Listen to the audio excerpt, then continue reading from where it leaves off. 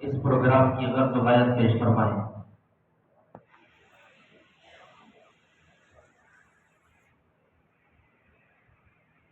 جی، بسم اللہ الرحمن الرحیم۔ میں نے بات شروع کیا تھا، اس بیچ میں مہمانان کرام آئے ہیں اور اس وقت میرے ذہن میں یہ تھا کہ وقت کافی ہے اور ہم لوگ تفصیلی بات کریں گے، لیکن چونکہ مجمع بہت قیمتی ہے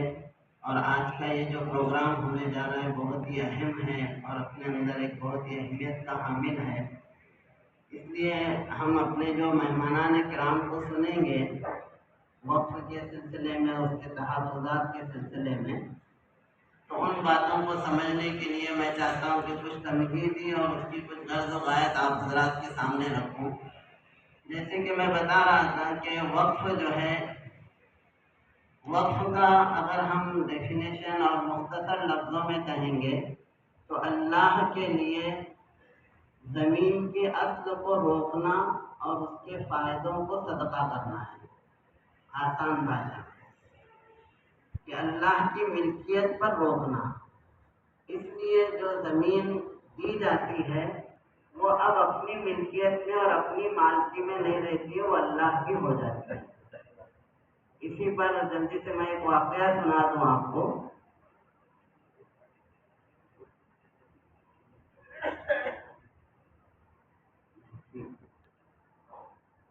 تو آپ جانتے ہیں، افسروں کے ذہن میں یہ بات ہوگی کہ اللہ کے رسول صلی اللہ علیہ وسلم پر جب چوتھے پارے کی پہلی آیت نازل ہوئی تو اس وقت صحابہ کرام، چونکہ ہمارے دین میں بدنی عبادت ہے جو بدن سے ادا کی جاتی ہے جیسے نماز ہے، اور دوسری مالی عبادت ہے، اور اسی مالی عبادت کے اندر وقف بھی آتا ہے۔ تو وقف ایک عبادت ہے، یہ ایک دینی کام ہے، ایک مذہبی چیز ہے۔ اسی لیے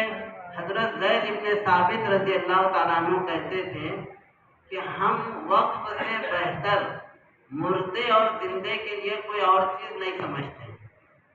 کہ وقف کا فائدہ مردے کو بھی ہوتا ہے، اس لیے کہ حدیث میں ہے اذا مات الانسان انقطع عنہ عمله الا من ثلاث، کہ جب انسان کا انتقال ہو جاتا ہے تو اس کا اکاؤنٹ کلوز ہو جاتا ہے، لیکن تین چیزیں ایسی ہیں جس کا ثواب انہیں ملتا رہتا ہے، جس میں سے صدقۃ جاریہ، کنٹینیوس چیریٹی، یعنی ایسا صدقہ جس کا فائدہ جو ہے لوگ اٹھاتے رہتے ہیں۔ تو میت کے لیے تو یہ بہتر ہے کہ جب تک اس سے لوگ نفع اٹھائیں گے اس کا ثواب ان کو ملتا رہے گا، اور زندوں کے لیے یہ ہے کہ وہ زندے اس سے فائدہ اٹھاتے رہیں گے، اور وہ چیز تصرفات سے بچی بھی رہے گی۔ وقف کی چیز کو نہ بیچا جا سکتا ہے اور نہ ہی ہبہ کیا جا سکتا، گفٹ دیا جا سکتا ہے، اور نہ ہی اس میں وراثت جاری ہوتی ہے۔ اس لیے ونس وقف از آلویز وقف، ایک بار جو چیز وقف ہو گئی۔ اسی لیے جو ٹرسٹی اور متولی حضرات ہیں وہ ایک بات اچھی طرح سے اپنے ذہن میں لے، ہم لوگ متولی ہیں اس کے۔ متولی کا مطلب ہوتا ہے سنبھالنے والا، چیز میری نہیں ہے، چیز وہ کسی اور کی ہے، میں سنبھالنے والا ہوں۔ اور اتنا اس مسئلے کی اہمیت ہے کہ ایک مرتبہ ہارون رشید نے اپنی بیوی سے کہا تھا کہ اگر سورج ڈوبنے سے پہلے تو میرے ملک سے باہر نہیں چلی گئی تو تجھے طلاق۔ تو اس وقت علماء نے کہا کہ ملک اس کا اتنا بڑا تھا کہ وہ کبھی بادل کو دیکھ کر بولتا تھا ام تیری ہے تو توری دن، مجھے جہاں جا کے برسنا ہو برس، تیرا ٹیکس میرے پاس آئے گا، اتنی بڑی سلطنت تھی۔ اب اس زمانے میں زیادہ تیز سے تیز سواری جو تھی وہ گھوڑا تھا، ظاہر سی بات ہے اتنا تو وہ جا نہیں سکتی تھی۔ جب یہ مسئلہ حضرت امام ابو یوسف رحمۃ اللہ علیہ کے پاس آیا تو انہوں نے کہا اس کی بیوی کو کہو سورج ڈوبنے سے پہلے مسجد میں چلی جائے، کہ مسجد میں اس کی حاکمیت نہیں ہے، کیونکہ مسجد اللہ کی ملکیت ہے۔ اور دلیل میں یہ آیت پڑھی وَأَنَّ الْمَسَاجِدَ لِلَّهِ، یہاں نام ملکیت کے لیے کہ مسجد اللہ کی ملکیت ہے،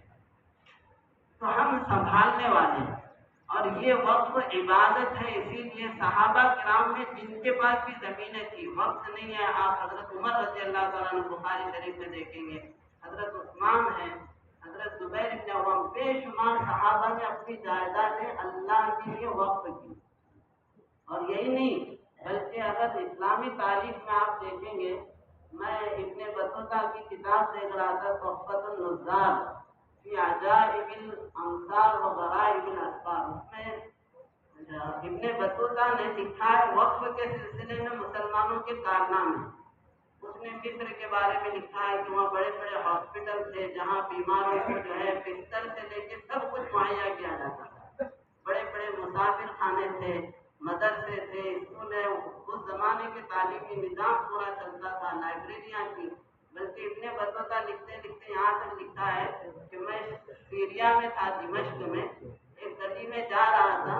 تو ایک خادم کے ہاتھ سے اس وقت وہ چینی پلیٹ آئی تھی مٹی کی، تو وہ پلیٹ ٹوٹ گئی تھی۔ تو جب ٹوٹی تو وہاں لوگ سب جمع ہوئے تو ایک آدمی نے کہا کہ بھئی وقف العوانی،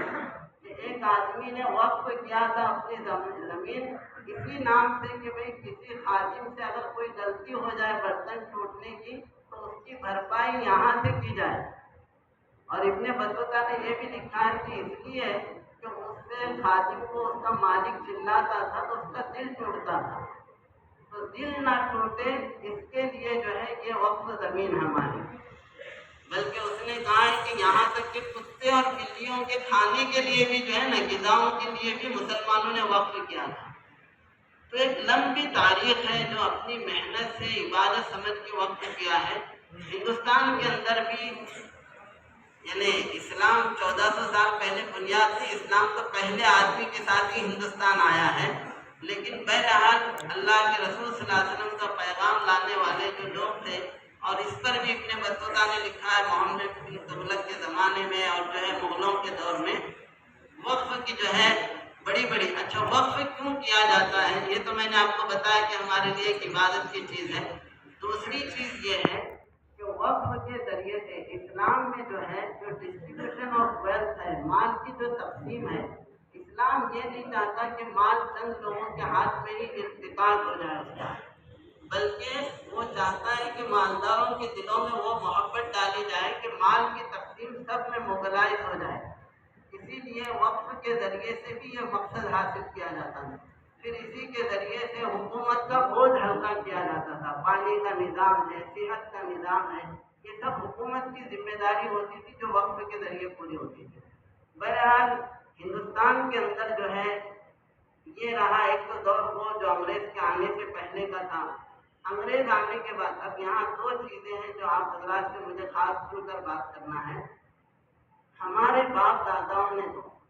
زمینیں وقف کی اپنی دھاڑی کمائی سے کمائی ہوئی زمین ہے۔ بعد میں آنے والے لوگ جیسے کہ ایک شعر ہے کہ کیا کوئی بنائے گا خلیج تاج محل، اب ماں باپ کی دہلیز بچا لے تو بہت ہے۔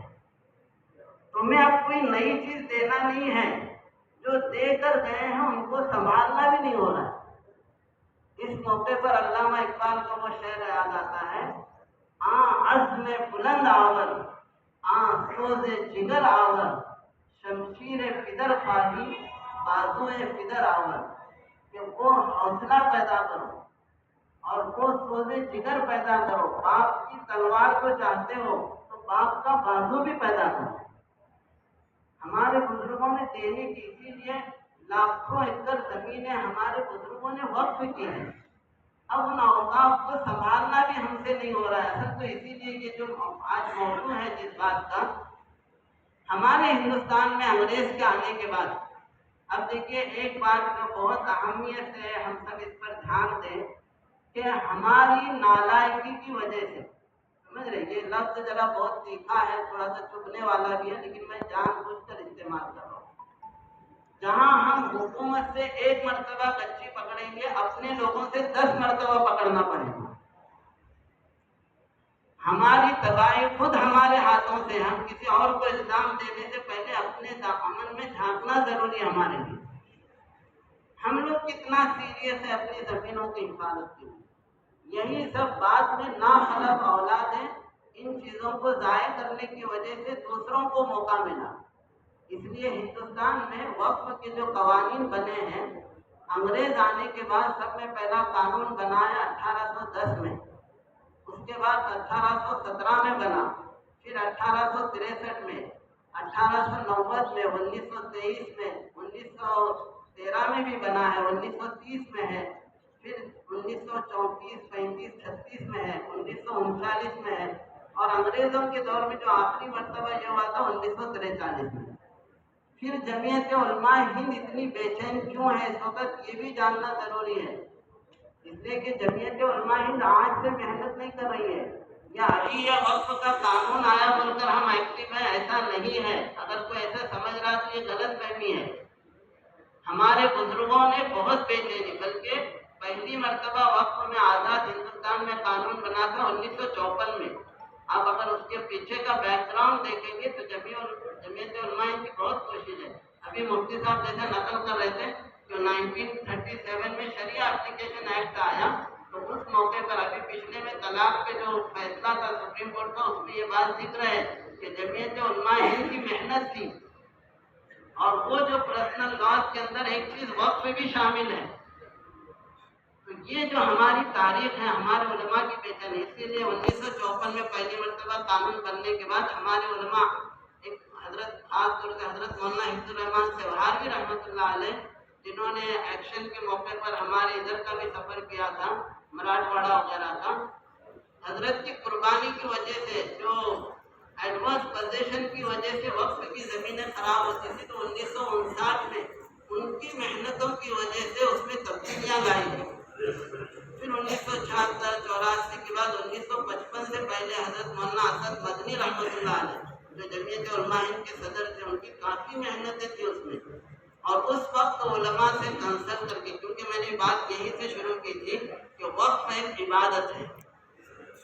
तो बहरहाल आज हमारा मौजू वो नहीं है कि मौजूदा कानून के अंदर